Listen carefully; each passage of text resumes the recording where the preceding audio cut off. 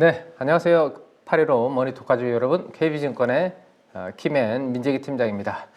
자, 구정 연휴, 설 연휴 잘 보내고 계신지요? 네, 설 연휴 보내시면서 또 이제 연휴 직후에 주식시장을 또 걱정하시는 분들이 계실 것 같은데요. 자, 오늘 주간 찐시황을 함께 하시면서 연초 이후에 지금까지 흐름들을 한번 정리를 한번 해보고 그 다음에 또 설 연휴 이후를 준비해보는 그런 시간으로 참고를 하시면 좋을 것 같습니다. 자, 지금부터 빨리 한번 말씀을 드려보도록 하죠. 자, 우리가 이제 연휴 4일 동안의 달콤한 연휴를 지금 지내고 있는 동안 미국에서는 중요한 지표가 하나가 발표가 되었습니다. 그와 관련해서 먼저 한번 말씀을 드리고 본격적으로 국내 또 이야기 이어가도록 하겠습니다. 지금 화면에 보시는 것처럼 잡리스 클레임 이렇게 화면에서 지금 나오고 있는데 fall 나오고 있네요. 그죠? 네, 뭐죠 이게?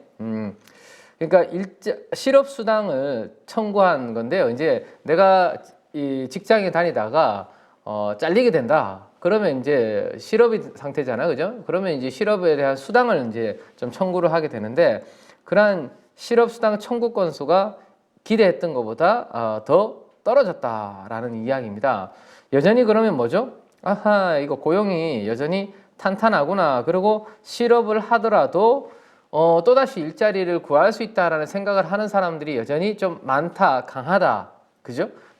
그런 분들은 이제 실업수당 청구 건수를 안 하고 다시 새로운 일자리를 찾으려고 하는 그런 부분들이 있겠죠. 그래서 이러한 부분들을 보면 결국에는 고용이 강하기 때문에 아직까지는 당분간은 연준이 금리 인하를 하지는 않을 것이다 라는 것까지 우리가 한번 생각을 해볼 수 있지 않을까. 그죠? 네.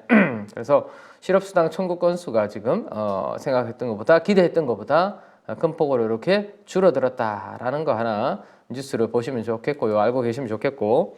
그 다음에 이제 조금 있다가 인공지능 관련된 반도체 이야기를 제가 해드릴 텐데 요거 한번 가볍게 한번 보고 뒤로 한번 넘어가 보도록 하겠습니다.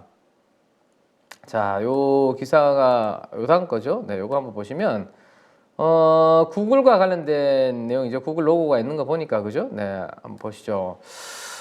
구글은 리브랜드를 했다라는 겁니다. 뭐를요? 바드라는 챗봇에 대해서 리브랜드를 했다라는 겁니다. 어떤 걸로?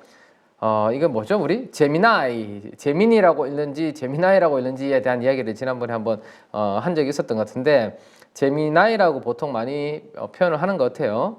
그래서 구글의 바드 인공지능 챗봇을 제미나이라는 이름으로 바꾸고 구독 서비스를 시작을 했다. 그러한 내용들이 지금 뉴스에 나오고 있습니다.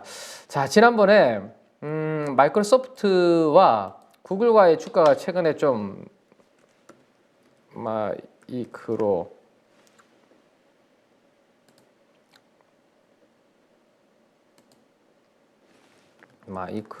네, 소프트 주가 한번 보시죠. 자, 마이크로소프트 주가와 비교를 구글하고 비교를 해본다면 알파벳이죠. 네, 알파벳하고 이렇게 비교를 한번 해보는 건데 마이크로소프트가 상대적으로 조금 더 앞서 나가는 그런 그림을 최근에 이렇게 보이는 이유가 인공지능에서 인공지능 관련된 이러한 좀 수익화에서는 알파벳보다는 마이크로소프트가 좀 앞서 나간 거 아닌가 이런 생각들을 시장에서 좀 하게 된 거죠. 그죠? 근데 지금 이제 구글에서도 화면에서 보시는 것처럼 챗봇 바드를 제미나이라는 이름으로 바꾸고 구독 서비스를 시작을 한다.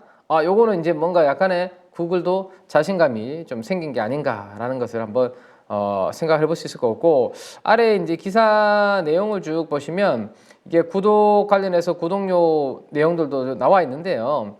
상대적으로 이 구글은 어떤 부분들에 대한 강점이 있냐 하면 이 아이폰 사용자들까지도 우리의 서비스로 들어오게 하려고 아이폰용 앱도 출시한다라는 그런 내용이 있고 그 다음에 이제 클라우드와 같은 구글의 서비스를 같이 이용할 수 있게 하는 그런 이제 좀 뭐라 해야 되나 혜택도 좀 제공을 하는 그런 내용으로 지금 기사를 읽어보면 나와 있습니다. 그래서 생각했던 것보다 2달 동안 무료로 사용한 분들이 이거 꽤 괜찮네라는 생각을 하고 한다면 이 구글의 이 제미나이 AI 챗봇도 챗 GPT 외에 또 경쟁력이 꽤 있는 그런 부분이 될 수 있겠죠. 그래서 앞으로 이 부분은 한번 체크를 계속 해봐야 될 것 같고, 제가 요즘 이제 구글 바드를 가지고 사용을 하고 있다라는 말씀을 여러분들한테 이제 드린 적이 있는데, 한번 보시면, 네, 여기 보시면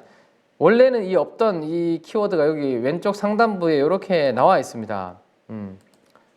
지난달까지만 하더라도 이 부분이 없었거든요. 근데 여기 위에 보시면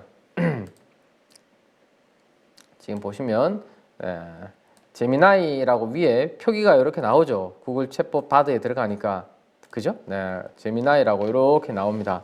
그래서 네이밍을 이렇게 다시 해서 시작을 한다, 구독 서비스를 시작한다라는 것을 참고로 하나 알아두면 좋겠고요. 이따가 AI 반도체가 그래서 왜 지금 좋은지에 대한 이야기를 드릴 겁니다. 자, 그다음 이제 ARM입니다. 우리 지난 금요일이 아니죠.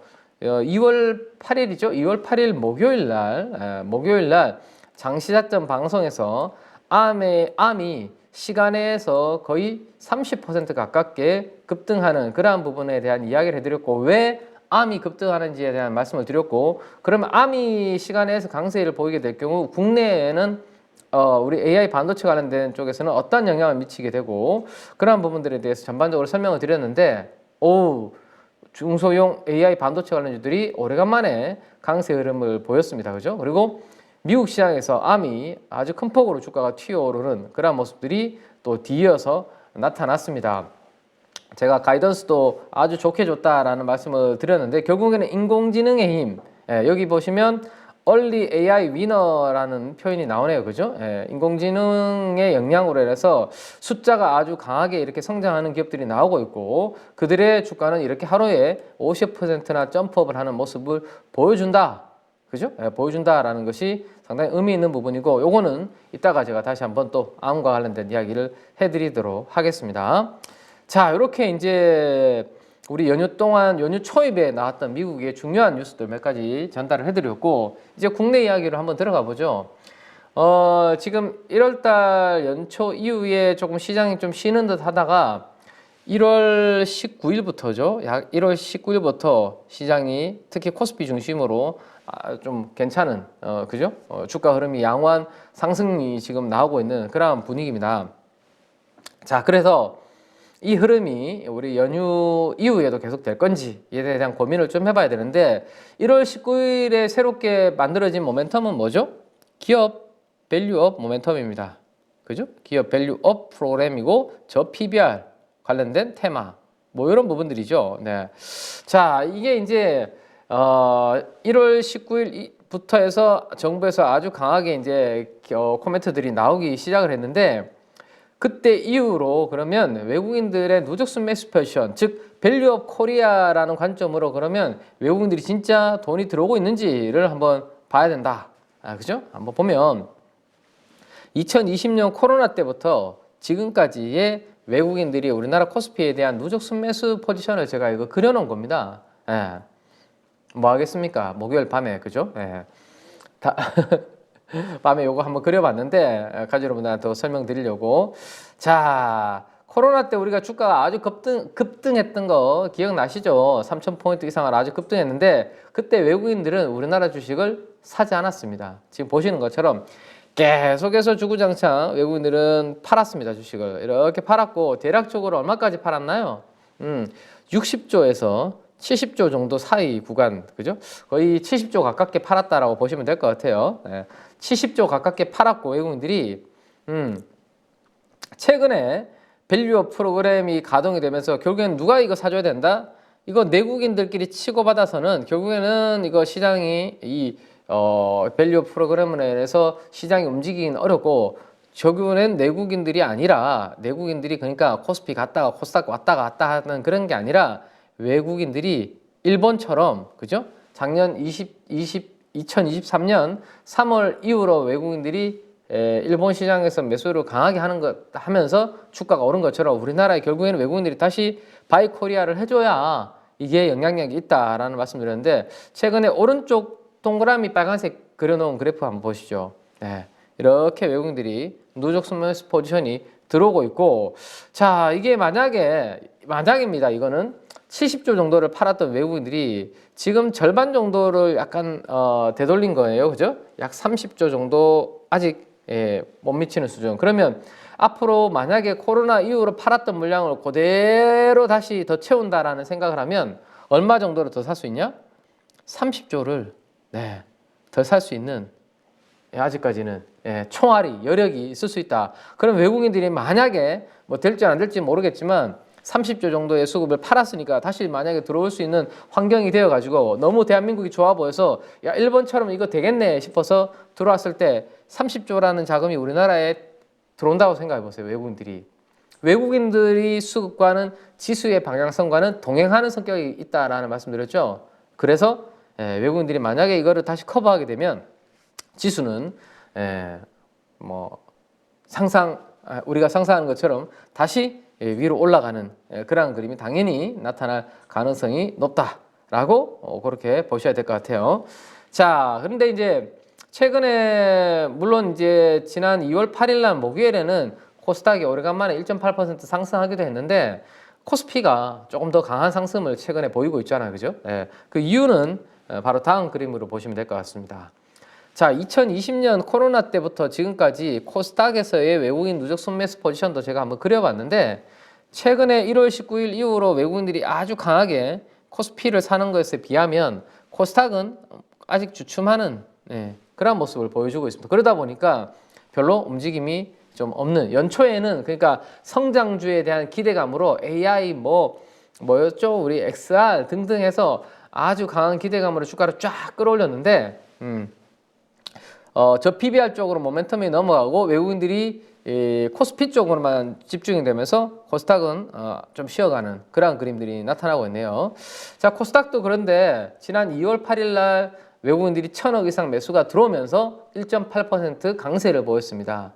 그러면 코로나 이후에 얼마를 팔았나요? 여기도 자 이게 억 원 단위거든요. 그러면 7조 정도를 팔았네요. 코스닥에서 그죠? 7조 정도 팔았습니다. 그러면 지금부터 산다면 약 3, 4조 정도를 살 수 있는 코로나 이후 팔았던 것을 다시 되간다면 가정하에 3조에서 4조 정도를 더 살 수 있다면 이것도 유입이 되면 당연히 코스닥에서도 긍정적인 영향을 줄 것이고 그래서 외국인들한테 영향을 줄 수 있는 코스닥도 그러면 기업 밸류업을 해야 되는 거 아니냐 그죠? 정부에서는 그러한 이야기가 지난 2월 8일 7일 밤에 사실 나온 거고 2월 8일 날 뭐 그런 뉴스들이 나오기 시작했습니다. 그 관련된 내용은 뒤에서 또 한번 말씀을 드리도록 하겠습니다.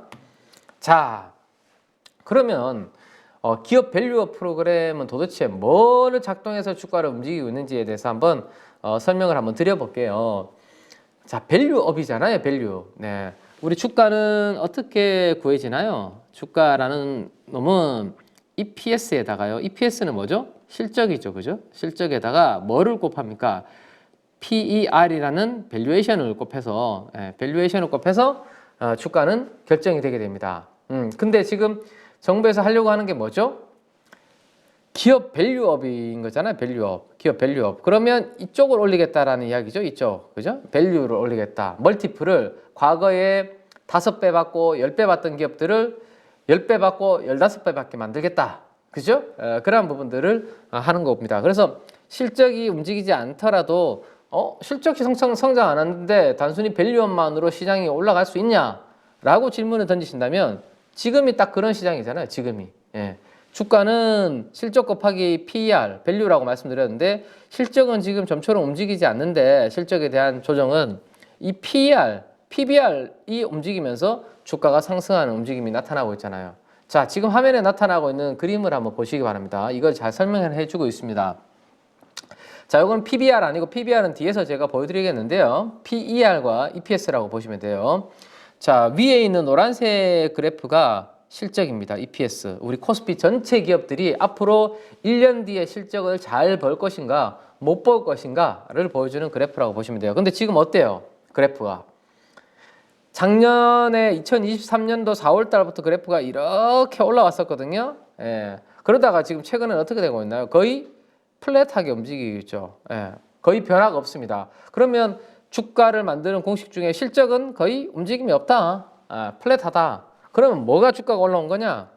자, 우리 PER이 제가 10배에서 9배 정도 수준까지 떨어졌다라는 말씀을 드렸었습니다. 연초에 주가가 재미없을 때. 그래서 하방에 대한 다운사이드, 하방에 대한 리스크는 제한적이다. PBR도 마찬가지고, PBR도 그죠? 0.9배 아래로 잘 떨어진 적은 없다라는 말씀도 0.8배죠. 0.8배 초반. PER도 마찬가지죠. 그런데 최근에 보시면 PER 멀티플이 10배 아래에서 이렇게 지금 위로 올라왔네요. 그럼 뭐가 올라온 거예요? 실적은 그대로 있는데 PER 오른쪽에 있는 밸류에이션이 올라오면서 주가가 상승하는 그런 모습이 되고 있다라는 겁니다. 자, 이것을 조금 더 쉽게 표현을 드리면 사실은 이 사진을 넣으면서 조금 똑당했습니다. 속상했습니다. 여러분들 아마 우리나라 대한민국 국민들이라면 다들 속상하셨을 것 같은데 이번 주에 그죠?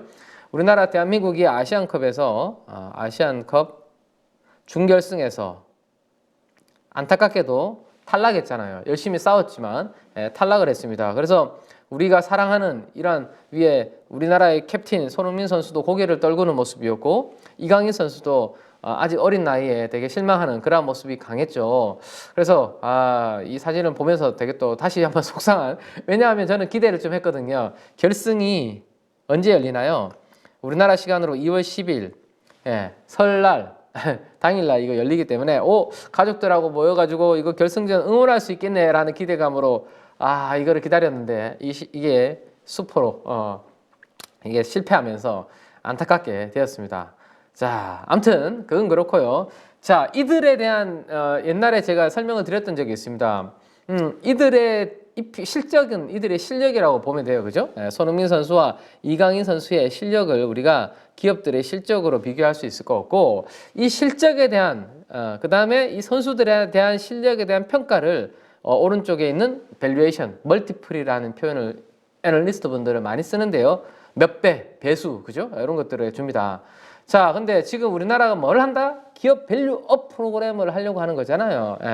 옛날에는 실력에 대한 평가를 PBR로 예를 들까요? 그냥 0.5배 정도를 받아왔던 기업들을 똑같은 실력인데도 불구하고 어떻게 만들어주겠다? 1.0의 평가를 받게 해주겠다라는 거죠. 그죠? 0.5배의 밸류에이션을 받고 있던 기업들을 1배 정도는 최소한 받게 적극적으로 뭔가를 분위기를 형성해 주겠다라는 거죠. 뭐 자사주 매입 소각이라든지 배당이라든지 뭐 등등, 그죠? 이런 것들을 해 주겠다라는 겁니다. 마찬가지입니다. 이 선수들이 똑같은 실력에 우리나라에서 리그에서 K리그에서 뛴다라면, 예를 들어서 10억의 연봉을 받는다라면 그 실력에 대한 평가를 더욱더 후하게 쳐주는 진짜 역대급 최고의 실력자들만 모여있는, 그러니까 몸값이 훨씬 더 큰 시장에 가면 프리미어 리그 같은 데 가면 100억, 200억, 300억을 받잖아요. 그죠? 그래서 똑같은 실력임에도 불구하고 어떤 시장에서의 뛰느냐에 따라서 그 실력에 대한 평가는 달라지게 되는데, 지금 우리나라 국내 시장도 마찬가지고 작년에 일본도 마찬가지였다는 거죠. 똑같은 기업이 똑같은 실력을 내는데 그 실력에 대한 평가를 이렇게 업을 시켜주겠다라는 게 기업 밸류업 프로그램이다 라고 보시면 될 것 같습니다. 최근에 가장 예는 우리 이정우 선수, 바람의 손자인 이정우 선수를 생각해 보면 될 것 같아요. 작년까지 키움 히어로즈에 대한 간판 선수, 스타로 뛰었잖아요. 그때 받았던 연봉과 그 다음에 메이저리그, 세계에서 가장 야구를 잘한다는 선수들이 모여있는 리그는 어디예요? 미국의 메이저리그잖아요. 메이저리그의 샌프란시스코 자이언츠로 이적을 하면서 받는 연봉과는 이 선수의 실력은 똑같은데 어떻게 됐나요? 지금 천문학적인 연봉을 받고 이적을 하고 원래 지금 기대를 하고 있는 우리나라 대한민국 팬들이 많으시죠. 마찬가지입니다. 기업 밸류업 프로그램이라는 것은 기업들은 똑같은 기업인데 과거에 받던 밸류에이션을 훨씬 좀 올려주는 그러한 부분으로 지금 정부에서 정책적인 부분을 밀어주고 있고, 거기에 일단은 시장은 외국인 수급이 들어오면서 환호를 좀 하고 있다라고 보시면 될 것 같아요.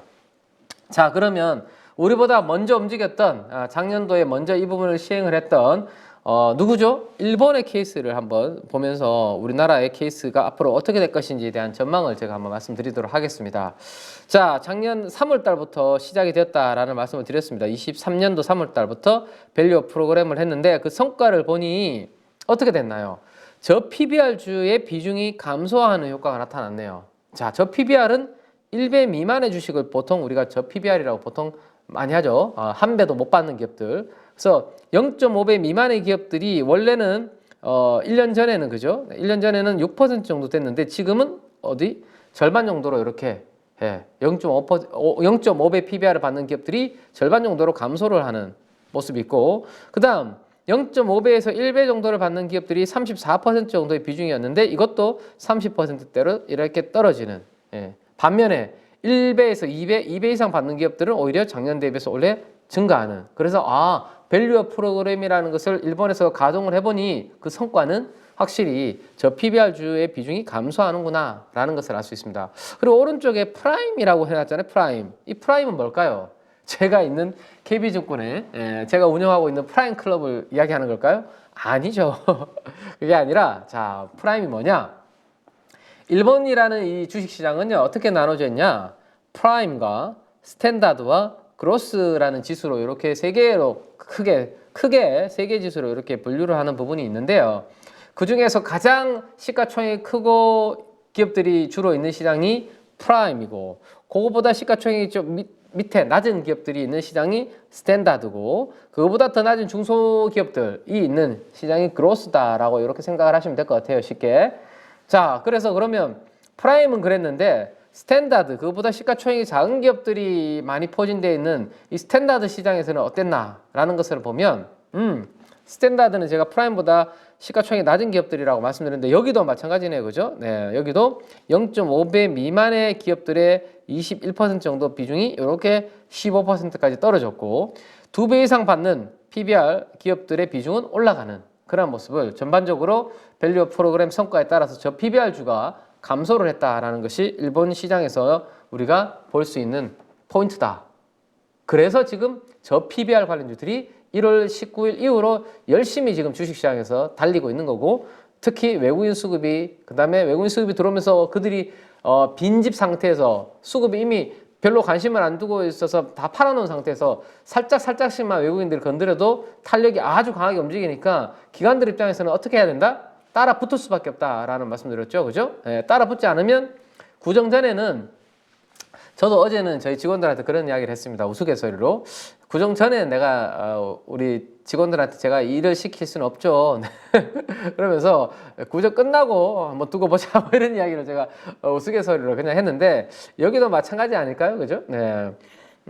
구정 펀드 매니저들한테 야 지금 이렇게 지금 지수가 움직이고 대형주들이 움직이는데 지금 네 운용하는 지금 펀드 수익률 뭐냐? 이 말을 구정 전에 하기는 조금 뭐 인간적으로 좀 부담스럽잖아요. 그죠? 네, 이제 구정 지나고 난 다음에 한 2월 달까지 보는데 수익률을 벤치마크인 코스피나 뭐 이런 부분들을 따라가지 못하면 이게 펀드 매니저들이 이제 점점점 압박을 받게 되는 거죠. 목숨줄이. 네, 그래서 기관 투자가들은 가격 불문하고 따라 붙을 수밖에 없는 후행적으로 그런 모습들이 나타나고 있다라고 이해를 하시면 되고요. 자, 그래서 지난 목요일 밤까지 제가 데이터를 한번 다시 새롭게 업데이트 했으니까 요거 궁금하신 분들은 우리 815 카페에서 다운받으셔서 공부를 한번 해보시면 좋겠네요. 네. 시가총액 1조 이상의 상장되어 있는 기업들 중에서 저 PBR 종목들, 주요 종목들을 제가 리스트를 뽑은 거고요. 그 다음에 오른쪽에 보시면 이 PBR 보이시죠? 그리고 그 오른쪽에는, 가장 오른쪽에는 ROE입니다. ROE. ROE는 뭐죠? 수익성이죠, 수익성. 네, 내 자본을 가지고 얼마나 돈을 잘 버는지를 비교해서 볼 수 있도록 제가 이렇게 분류를 해놓은 거니까 관심 있으신 분들은 한번 보시기 바라고 결국에는 중요한 거는 요거 중요하다라는 말씀 드렸습니다. 돈을 벌어야 자사주를 사든 소각을 하든 배당을 주든 하지 돈도 못 버는데 어떻게 그걸 해요? 그 이야기는 잠시 후에 또 이야기와 연결되니까 네, 결국에는 돈을 잘 벌어야 된다. 꾸준하게 돈을 벌고 캐시플로우가 들어오고 현금이 좀 있는 기업들이 이러한 주주 친화적인 적극적인 주주 환원 정책도 할 수 있다라는 것을 일단 기억을 해두시기 바랍니다. 자, 지난 목요일까지 여전히 저 PBR 종목들의 분류를 제가 이렇게 업종별 분류를 해놓은 게 있는데요. 똑같은 업종들은 똑같은 색깔로 표시를 해놨습니다. 그죠? 네, 한번 보시면 노란색이 확실히 많네요. 노란색은 어디예요? 네, 보험, 은행, 보험, 은행, 보험. 금융업종이네. 여전히 금융업종이 PBR 저 PBR의 상당수를 차지하고 있다라는 것을 뚜렷하게 좀 확인을 할 수가 있네요. 그죠? 네. 그 다음에 또 어떤 섹터가 있어요? 이마트, 롯데쇼핑, 현대백화점. 금리 올라가는 구간에서 내수 소비가 잘 안 되면서 그동안 주가가 많이 빠졌던 이러한 소매유통, 이마트, 롯데쇼핑, 현대백화점 이들도 여전히 저 PBR 관련된. 근데 정부에서는 이들을 조금 뭔가 살려주려고 드라이브를 걸고 있죠. 네, 원래 뭐였죠? 우리 주말에는 문 닫는 것을 주말에 문 안 닫게 뭐 만들어주는 그런 것들 얼마 전에 발표했다가 주가 한번 뛰고 막 그랬잖아요, 그죠? 근데 이들의 주가는 본격적으로 언제 움직이냐? 제가 말씀드렸죠. 금리가 떨어지기 시작하면 그때부터는 소비주들이 움직일 환경이 된다라고 말씀드렸습니다. 근데 이들은 이미 역사적인 밸류에이션 밴드 하단부에 있기 때문에 최근에 나온 저 PBR 관련된 이 테마의 움직임이 나타날 수밖에 없는 그 후보군들이었다라는 것을 알 수 있고, 그 다음 이 주황색은 어디죠? 저 건설입니다. 건설. 네, 건설 쪽도 워낙 업하기 안 좋으니까 저 PBR 쪽으로 많이 들어가 있는 그런 그림. 그 다음에 여기에는 없지만 이 밑으로 가면요. 자동차가 있습니다. 자동차. 요거를 선물로 하나 요 리스트를 드려야 되나? 요건 아무나 제가 드리는 거 아닌데, 이게 카페 2000부 파일이 엑셀도 올라간다라면, 요 엑셀 파일까지도 제가 한번, 우리 815 PD님한테 전달을 해드리고, 댁으로 저는 내려가도록 그렇게 하겠습니다. 요 엑셀 파일이 뭐냐면, 예를 들어서 여러분들이 현대차와 기아가 궁금하시면, 검색창에다가 이렇게 현대차라고 검색을 하시면 제가 우리나라 상장된 기업들을 다 만들어 놓은 거니까요. 현대차는 PBR이 0.655, ROE가 앞으로 12% 정도는 벌 수 있구나 라는 것을 이렇게 보여주잖아요. 그죠? 그래서 여러분들이 궁금하신 기업들을 이렇게 직접 한번 검색을 해볼 수가 있습니다. 그 다음 기아도 한번 해볼까요? 기아. 기아 이렇게 하면 기아가 최근에 주가가 현대차보다 약간 주춤한 이유가 뭐다? 지금 보시는 것처럼 밸류에이션이 훨씬 더 현대차보다는 지금 좀 더 높잖아요. 그죠? PBR이 0.8배, ROE는 17%인데 PBR이 0.8배로 현대차보다 높다 보니까 최근에는 기아가 조금 주춤하고 현대차가 그 갭을 메우는 그런 흐름들이 만들어지고 있죠. 그래서 여러분들이 원하신다면 설 선물로 제가 이 파일을 전 종목에 대한 이 파일을 2월 8일 날 종가 기준으로 업데이트 해놓은 요거를 하나 드리고 가도록 하겠습니다. 뭐 가능하다면 카페에서 이 엑셀 파일이 첨부가 된다면 여러분들이 다운받으셔서 한번 연휴 동안 만지면서 이렇게 연구를 한번 해보시면 좋겠습니다. 자, 손맛을 한번 느껴보셔야 되겠죠. 자, 그리고 이제 다음 화두는 밸류 프로그램을 코스피에서 하니까 코스피가 상승을 하네. 외국인들이 주식 사면서 이거 코스닥으로도 확대해야 되는 거 아니야? 라는 이야기가 지금 정부 쪽에서 솔솔 흘러나오고 있죠. 이러면 이달 중순께, 그럼 2월 중순이 되나요? 네. 당초에는 코스피 중심으로 예상을 했는데 증시 저평가 해소위의 범위를 넓히는 게 어떻겠니? 라고 해서 뭐 세제 혜택이라든지 자본시장 벤처 뭐 이야기 나오면서 나왔습니다. 자, 일단은 냉정하게 코스닥도 그러면 밸류 프로그램에 있어서 좀 강하게 움직임이 나올 수 있을까? 일단은 뭐 얼마나 이제 강한 뭐 정책이 나올지 모르겠지만 한번 생각을 한번 해보자라는 거죠. 그리고 정부에 나온 발표를 봐가면서 그때 또 업데이트를 한번 해보면 되겠죠. 일단 한번 보시면, 자, 저는 이렇게 생각합니다. 이게 무슨 내용이냐? 코스피의 PBR입니다. PBR인데 앞으로 1년 후에 12개월 포워드니까 그죠? 1년 후에 장부 가치를 기준으로 PBR인데 코스피는 얼마예요? 이거 최근에 0.83배라고 말씀드렸죠. 그렇기 때문에 코스피가 연초에 주가 빠지더라도 하방은 좀 단단하게 막혀 있다. 왜? 이거 코로나 때나 그죠? 그 서프라임 웨이를 제외하면 0.8배 아래로 떨어진 적은 잘 없었고, 떨어지더라도 순간적으로 떨어졌다 올라왔으니 여기에서는 별로 잃을 건 없는 가격대다라는 말씀 드렸는데, 역시 0.8배니까 기업 밸류 프로그램에서 1배까지만 가도 꽤 움직임이 나타나잖아요. 그리고 지난 2월 8일 기준으로는 0.9배까지 이제 올라왔습니다. 0.83에서. 네. 자, 코스피는 어쨌든 아직도 1배 미만에 있다라는 것을 알 수 있죠. 그럼 일본 케이스를 보면 여전히 1배까지는 올라갈 수 있는 여력이 될 수 있지 않을까라는 생각을 한번 해볼 수 있을 것 같고, 자, 그럼 코스닥은 어떨까요? 코스닥. 정부에서 코스닥도 지금 기업 밸류 프로그램을 한다라는 이야기를 하는데, 어라? 코스닥은 PBR이 1배가 여기인데 지금 몇 배예요? 2월 8일 기준으로 2.19배입니다. 2.19배. 뭐야 이거?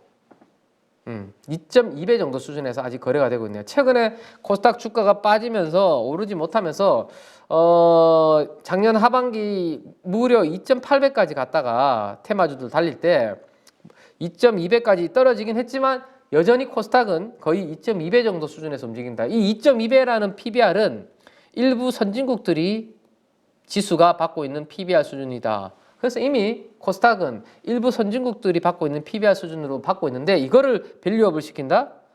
이거는 좀 만만치 않은, 그죠? 시장 전체를 밸류업을 시키기에는 만만치 않은, 개별 종목단에는 있을 수는 있겠지만 이 시장 전체가 밸류업 되기에는 이미 PBR이 좀 2.2배면 올라와 있는 게 아닌가라는 저는 생각이 좀 든다라는 거죠. 그래서 우리 가족 여러분들도 이것을 알고는 계셔야 될 것 같아서 객관적인 데이터를 제가 알려드리는 겁니다. 코스닥은 이미 PBR이 2.2배 정도 저는 수준이 된다.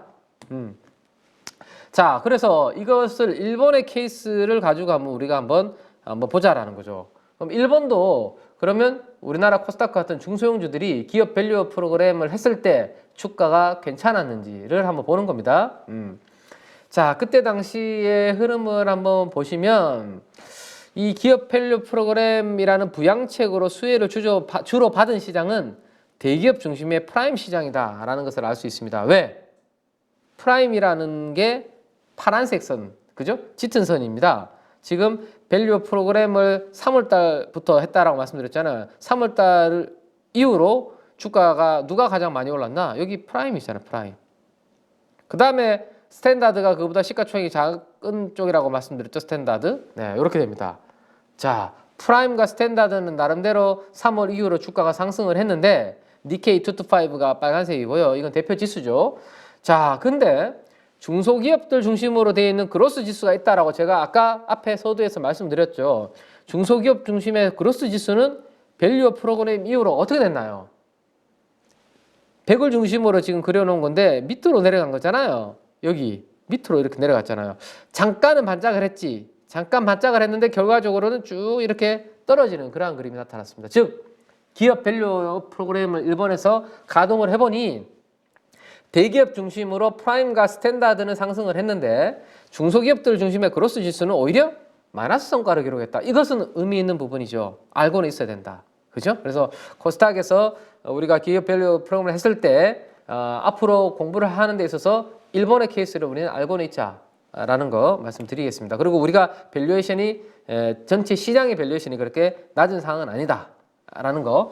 자, 그러면 또 한 번 일본의 케이스를 가지고 그러면 이 밸류업 프로그램 시행 이후에 주가의 임팩트는 언제까지 있었고 언제가 고점이었는지를 한번 알고는 있어야 되겠죠. 그러면 우리나라도 똑같이 움직일지는 모르겠지만 대략적으로 우리도 윤곽을 잡을 수 있겠죠. 그죠? 일본의 케이스를 보면서. 자, 우리는 1월 19일부터 관련된 부분들의 뉴스가 주가에 반응을 하기 시작했다라는 겁니다. 기억을 해두시고요. 네. 자, 일본의 케이스를 한번 볼까요? 자, 일본이 유형별로 PBR 유형별로 주가 궤적을 보니까 시행 시점부터 3개월째 되는 시점에 기울기가 가장 가파르게 이렇게 좀 움직였고 언제부터 이게 기울기가 완만하게 꺾이기 시작했냐? 플러스 6M이네, 6M. M이라는 것은 month를 이야기하는 겁니다. 개월. 그죠? 시행하고 6개월 뒤부터 해서 주가가 좀처럼 더 이상 가지 못하는 그런 모습들이 나타났다. 0.5배 미만, 0.1배 미만에 있는 기업들이 참고해 볼 만하죠. 네. 그래서 PBR 1배 미만에 있는 기업들이 이렇게 움직이다가 6개월 이후에 떨어지는 그런 모습들이 나타났다. 오히려 1배 이상을 기록하던 PBR 관련주들은 이렇게 같이 움직이는 모습이 나타났는데 훨씬 더 많이 올랐다가 이렇게 주춤하는 모습이 PBR 1배 미만에서 나타나네요. 그죠? 그래서 저 PBR 주식일수록 밸류업 시행 직후에 1개월에서 3개월 구간에서 아주 강하게 움직였다가 대체적으로 상승하고 6개월 정도 되는 시점에서 고점을 찍고 좀 슬로우해지더라 라는 것을 기억을 해주자라는 거죠. 자, 그러면 우리가 1월 19일 정도부터 주가에 반영이 되기 시작했다면 여기서부터 6개월을 더하게 되면 대략적으로 7월 정도가 되네요. 하반기 정도가 가면, 그죠? 하반기 정도가 진입하게 되면 기업 밸류업이라는 이 모멘텀은 좀 시장에서 더 이상 강한 임팩트로 작용하기는 좀 어려울 수도 있겠구나라는 것을 미리 생각을 해두자라는 거죠. 그럼 7월에 가까워지면 가까워질수록 계속 그러한 움직임이 나타날 수 있겠죠. 네. 자, 배가 고프네요.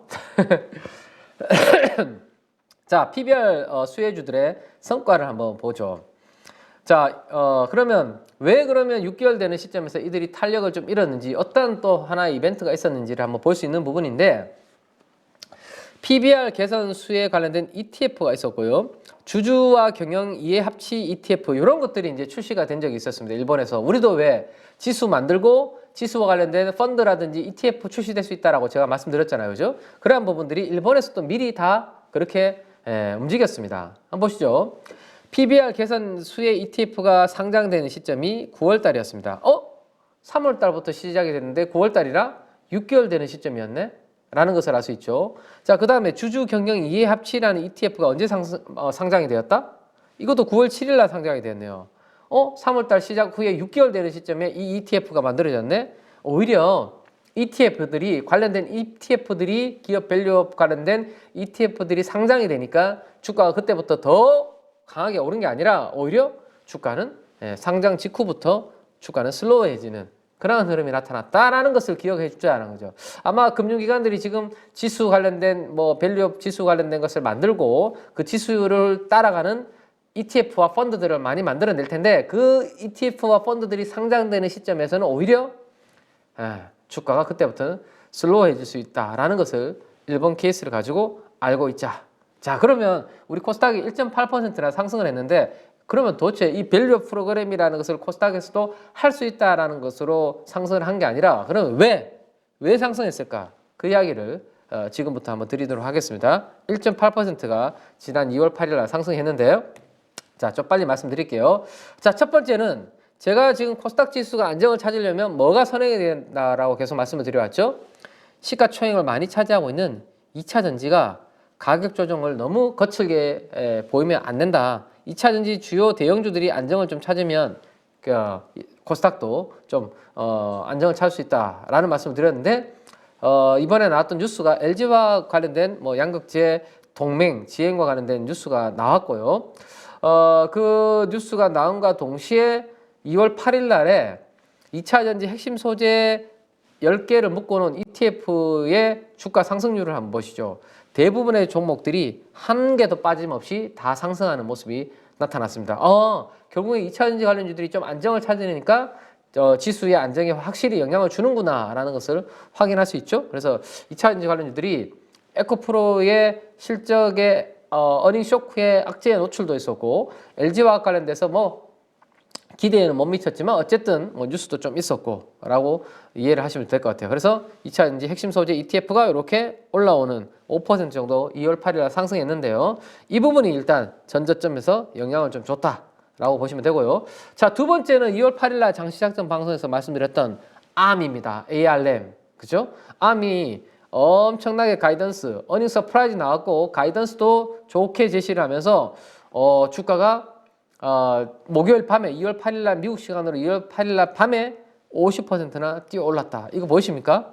와, 장난 아니죠? 네, 제가 최근에 계속 인텔이 부진하고 ARM이 주목을 받을 수 있을 가능성에 대해서 계속 말씀을 드렸는데요. 하루 만에 주가가 50% 장중에는 더 올랐다가 윗거리를 좀 달았습니다. 자, 어쨌든 ARM이 코스닥의 분위기를 살렸다라고 보시면 될 것 같아요. 근데 ARM이 주가가 올랐는데 포워드 기준으로 PER이 이제 70배, 80배까지 거래가 되고 있습니다. 오, 너무 높죠? 네. PBR은 무려 19배. 상무 기준으로. 네. 그래서 기관들이 추정하는 목표 주가보다 훨씬 주가가 올라가서 괴리가 마이너스가 발생을 하고 있네요. 부럽네요. 그죠? 네. 그래서 이런 부분들 참고를 하시고요. 그래서 삭스 지수, 필라델피아 반도체 지수 대비해서 아미 밸류에이션 프리미엄이 지금 좀 많이 이렇게 괴리가 벌어지고 있다라는 것을 삼성증권에서는 이야기를 좀 하고 있네요. 네, 그 부분 한번 참고를 해보시고, 자, 제가 그래서 2월 8일 날 장시작전 방송에서 암과 관련된 암이 시간에서 상승을 하고 있으니까 암과 관련된 종목들이 우리 시장에서 주목을 받을 가능성이 높다라는 이야기를 드렸고, 이와 관련된 종목들을 제가 간단하게 장시작전 방송에서 체크를 해드렸었습니다. 그죠? IP 가지고 있는 회사들, 디자인 하우스들, 그 다음에 뭐 기타 등등 이런 기업들 대부분 주가가 강하게 상승을 했고, 뭐 기관과 외국인들의 매수세가 이렇게 들어오는 그런 모습을 보이면서 코스닥 상승에 영향을 줬다라는 거죠. 자, 그 다음에 세 번째 영향은 결국에는 하이닉스였습니다. SK 하이닉스 요 뉴스를 제가 말씀드렸죠. TSMC와 AI 동맹을 한다. 그러면 엔비디아와 더욱더 끈끈한 관계를 SK 하이닉스는 가지고 간다라는 거죠. 예. 이 뉴스로 인해서 SK 하이닉스가 종가 기준으로는 겨우 신고가를 다시 경신을 했습니다. 종가 기준입니다. 네. 이러면서 SK 하이닉스의 밸류 체인을 제가 잘 봐야 된다라고 금요일날 장시작전 방송에서 말씀드렸죠. 누가 움직였죠? 한미반도체가 상한가를 기록을 했습니다. 본딩 관련된 TC 본딩 관련된 이 한미반도체가 상한가를 기록했는데, 한미반도체는 이거 외에도 하이닉스가 이렇게 두각을 보인 거 외에도 뭐가 있었죠? 지금 시장이 기업 밸류업 프로그램 하는데 때마침 한미반도체는 참 이거를 잘 이용을 하는 것 같네요. 자사주 소각이라는 계획을 수시 공시를 가지고 공용 공시 발표를 하게 됩니다. 자사주 우리 소각할 거예요 라고. 근데 한미반도체는 이번이 처음이 아닙니다. 원래 옛날부터 주주 친화적인 정책을 열심히 해왔던 기업입니다. 과거에 제가 자사주를 소각했던 케이스를 한번 다 찾아서 가지고 가는 건데요. 한미반도체는 항상 주주 가치 제고를 이야기했고, 미래 가치에 대한 자신감 표명, 그리고 시황 개선, 주가 상승을 기대하면서 우리는 자사주 소각을 합니다라고 이렇게 공시를 했고, 작년까지 무려 이러한 케이스들의 자사주 소각을 많이 해왔습니다. 그러니까 이번이 처음이 아니라는 거죠. 그래서 기업 밸류업 프로그램으로 기대를 딱 자사주 소각에 대한 모멘텀을 시장에서 기대를 하고 있는데, 때마침 한미반도체가 하이닉스와 관련된 좋은 뉴스가 딱 나왔는 시점에서 이 뉴스를 내면서 상한가를 기록을 하게 됩니다. 자, 마지막으로 네 번째는, 자, 오픈 엣지 테크놀로지의 흑자 전환 소식이라고 말씀을 드렸습니다. 그죠?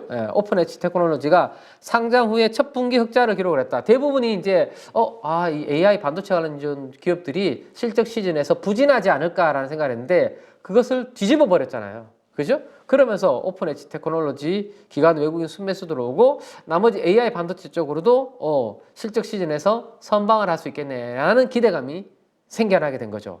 자, 오픈 엣지 테크놀로지를 상장 이후에 매출액 4개 분기 합산 차트를 제가 한번 그려봤습니다. 어떻게 되나요? 이번에 분기까지, 지난해 4분기까지 넣어서 그려보니까 합산 차트가 단번에 이렇게 튀어오르게 되네요. 이렇게 매출액 분기 차트가 올라오니까 영업이익이 적자에서 흑자로 이렇게 변신하는 모습을 보이게 됩니다. 자, 이게 앞으로 실적 시즌에서 나머지 AI 반도체 관련주들도 이런 모습을 만약에 보여준다라면 훨씬 더 AI 반도체 쪽으로는 이제는 숫자도 이제 나올 수 있겠구나라는 기대감을 가질 수 있습니다. 물론 아직 숫자는 뭐 42억인가요? 네, 42억. 좀 절대 규모로 보면 미미한데 어쨌든 시장에서 걱정했던 부분들을 조금 털어내주는 부분이 있었고, 오픈 엣지 테크놀로지에 대한 여의도의 리서치의 리포트의 요약은 이렇게 제가 해드렸습니다. 네, 이런 부분들 한번 가볍게 한번 참고를 해보시면 될 것 같네요. 그리고 나머지 기업들도 한번 봐야 되고요. 자, 마지막으로 이제 테마를 살린 것은 레인보우 로보틱스. 삼성이 레인보우 로보틱스 인수를 앞당긴다라는 것까지 하면서 전체적으로. 근데 로봇은 제가 말씀드렸죠. 이거는 이미 이재용 회장이 1심 무죄를 판결받으면서 기대감이 있었기 때문에 시가에 그렇게 공격적으로 우리가 추격 매수할 그런 부분은 아니다라는 것을 말씀드렸는데, 대부분 지금 보시면 로봇 관련주들은 상승을 했으나 뭐죠? 음봉이잖아요. 양봉이 아니라. 그리고 수급도 보면 그렇게 기관 매수세가 강하게 들어온 종목이 잘 보이지 않습니다. 아직까지는 로봇은 조금 후순위로 좀 밀려나 있는 게 아닌가라는 생각이 드네요. 자, 그래서 마지막으로 이제 간단하게 정리를 좀 해드리도록 하겠습니다. 그래서 기업 밸류업 프로그램으로 코스닥이 움직인 게 아니다라는 것을 일단 알고 있어야 되고, 결국 코스닥이 움직이려면 2차 전지와 반도체가 시가총액에서 큰 비중을 차지하니까 이들이 좀 움직여줘야 된다라는 것이고, 연휴 직후에 엔비디아의 실적이 언제 있죠? 2월 21일 날 엔비디아의 실적이 발표됩니다. 그때까지는 반도체의 쪽 분위기는 나쁘지 않을 것으로 생각됩니다. 왜? 미국은 2차 전지가 아니라 전기차가 아니라 미국은 조금 전에 보셨던 것처럼 뭐 다른 이 AI 반도체 엔비디아처럼 반도체가 지금 바람의 방향을 잡아주고 있잖아요. 그죠? 그래서 결국에는 미국도 지금 바람의 방향은 반도체고도 AI 쪽입니다. 그래서 국내도 엔비디아 실적이 2월 21일 날 발표되는데 그 전까지는 반도체 관련된 중소형주들한테는 좀 우호적인 환경이 만들어질 수 있다라는 것을 생각하셔야 되고요. 세 가지 키워드를 말씀드리겠습니다. 일단 삼성전자가 HBM에 대해서 캐펙스 투자를 좀 확장하려고 하는 움직임이 나타나고 있고, 그 다음 조금 전에 우리 봤던 SK와 TSMC 간에 똘똘 뭉치는 부분, 그죠? 그리고 세 번째가 오픈 엣지 테크놀로지에서 봤던 것처럼 반도체 중소형주들의 실적이 생각보다 기대 이상으로 좀 나와준다라면 이런 조합들로 인해서 반도체 중소형주들이 엔비디아 실적 발표 전까지는 좀 긍정적인 흐름이 만들어질 가능성이 있지 않을까라는 것을 한번 생각해 보시면 되고, 그러면 어떤 종목으로 우리가 관심을 좀 가지면 좋으냐? 삼성전자, 마이크론이 하이닉스를 저렇게 똘똘 뭉치는 하이닉스를 따라가기 위해서 열심히 막 고객을 확보하고 투자를 할 텐데요. 거기에서 수혜를 받을 수 있는 기업 대표적으로 누구죠? 네, 이미 잘하고 있는 회사를 선택을 해야 수율이 빨리 따라잡을 수 있잖아요. 그죠? 아니 하지도 않는 엄한 회사를 선택했다가 수율 안 나오면 못 따라가잖아, 하이닉스. 그죠? 그래서 이미 하이닉스 쪽으로 잘하고 있는 한미반도체라든지 뭐 테크윙이라든지 그다음 뭐 또 하이닉스 쪽으로 하고 있는 회사가 누구죠? DIT 같은 회사 있죠? 네, 이런 회사들이 결국에는 삼성과 마이크론이 캐펙스 투자하고 공격적으로 고객사 확보하는 데 있어서 좀 수혜주가 되지 않을까라는 거고, 결국에는 이들이 지금은 수율이 완전히 꽝인데 수율을 끌어올리는 것이 하이닉스를 따라가는데 핵심이 될 수 있겠죠. 그러면 결국에는 이러한 부분들에 있어서는 제가 가족 여러분들한테 강조를 많이 드렸던 종목이 바로 QRT라는 종목이었습니다. 네. QRT라는 종목 기억나시죠? 네. 자, 반도체에서 뭔가 불량이 만들어지면 이 수율이 떨어지게 되는데, 결국에는 이 신뢰성 테스트가 중요하다라는 말씀을 계속 제가 드렸습니다. 그죠? 신뢰성 테스트가 중요하다. 그래서 이러한 부분들을 해주는 회사가 바로 QRT라는 회사이기 때문에 이것은 결국 이쪽으로 연결이 된다라고 보시면 돼요. 그다음에 계측 장비인 오로스 테크놀로지도 결국에는 여기에서 뭐 좀 긍정적인 부분이 될 수 있겠죠. 그래서 이러한 중소형주들 중심으로 2월 21일 날 엔비디아 실적 발표 전까지는 반도체 흐름이 이어질 수 있겠다라는 것까지 좀 기억을 해두시고요. 자, 기업 밸류업 프로그램 관련해서는 코스피 좀 대형주 중심으로 보고, 이게 코스닥으로도 확산이 되는지 여부는 제가 PBR이 아직까지는 좀 코스닥이 상대적으로 높기 때문에 지금으로서는 조금 퀘스천인데요. 앞으로 시황이나 이러한 부분들을 정책 나오는 내용들을 계속 체크해가면서 혹시라도 코스닥에서도 수혜를 받을 수 있는 부분들이 있다라면 우리 815 가족분들한테 계속 말씀을 드리도록 그렇게 하겠습니다. 자, 설 연휴가 이제는 오늘 밤 내일 이틀 정도 남았는데요. 연휴 동안 뜻깊게 행복하게 잘 보내시고요. 저는 설 연휴 직후에 화요일 날 장시작전 방송에서 다시 인사드리도록 하겠습니다. 새해 복 많이 받으시기 바랍니다. KB증권의 키맨 민재기 팀장이었습니다. 감사합니다.